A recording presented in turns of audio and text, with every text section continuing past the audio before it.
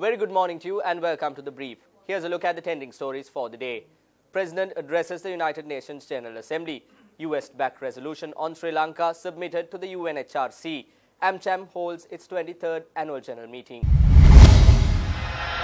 President Maithripala Sirisena addressed the 70th session of the United Nations General Assembly in New York yesterday. Sri Lanka Janarajayema wagakim nopiri. Sri Lanka remains committed to fulfill this responsibility.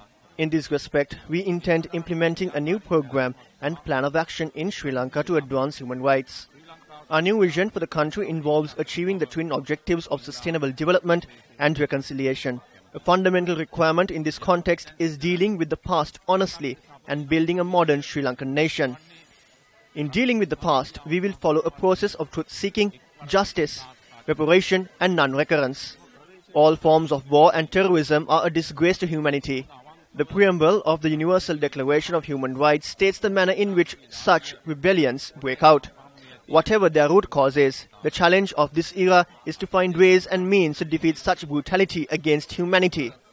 Resorting to terrorism as a means to salve grievances as well as action taken to eliminate terrorism can create problems. Sri Lanka succeeded in eliminating terrorism, which continues to throttle other developing countries extending from Asia to Africa and Latin America. For the full speech delivered by President Maithripala Sirisena in Sinhalese, simply click the link below. The US-backed resolution on Sri Lanka was tabled at the UNHRC in Geneva yesterday. The UN High Commissioner for Human Rights, Said Rad Al Hussein, opened the session with a statement to the United Nations Human Rights Council. The context in which this report is presented is very different to the one during which it was mandated. The election of a new president and government on a platform centered on good governance, human rights and the rule of law presents a historic opportunity to address the grave human rights violations that have racked Sri Lanka and to lay the basis for long-term reconciliation and peace. We are also seeing renewed engagement by the new government with OHCHR and the UN human rights mechanisms. The previous government categorically rejected the Human Rights Council mandated investigation and refused access and cooperation.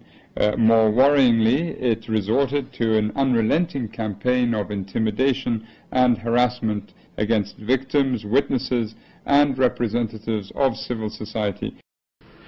From a culture of impunity, where the rights of the individual had been violated for almost a decade, the people sought a change to a new Sri Lanka, where ethnic, cultural, linguistic diversity is respected, celebrated and valued.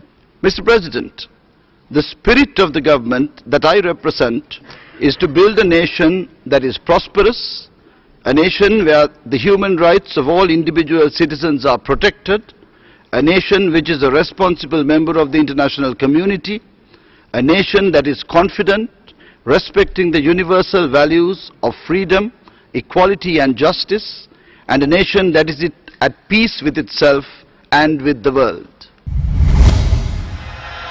The 23rd annual general meeting of the American Chamber of Commerce, or AmCham, was held on Tuesday.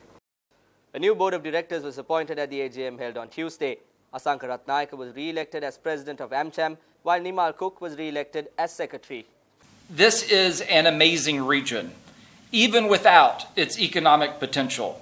But with its economic potential, makes it a no-brainer for any industry that is seeking new markets. The trends of growth and trade in this region are clear.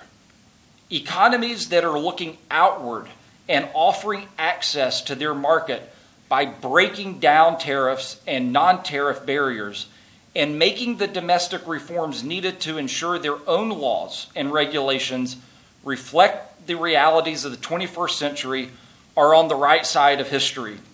And these economies will create real paths to prosperity for their people.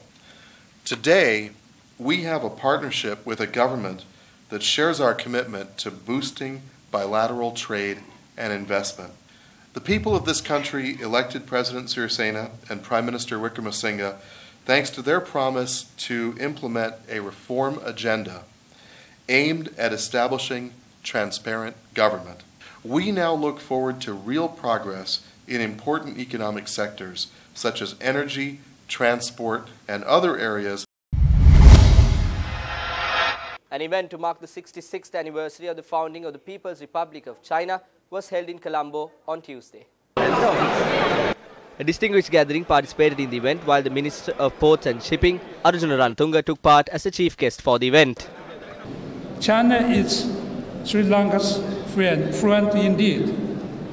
Up to now, China has provided preferential loan amounting more than 800 billion Sri Lanka rupees, and donation was over 200 billion rupees to Sri Lanka.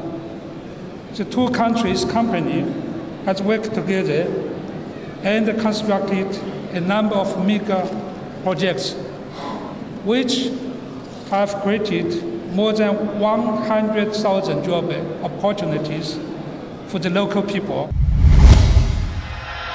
With that, we wrap up Brief for the day. I'm Saturanga Hapuarachi, reminding you to always stay briefed.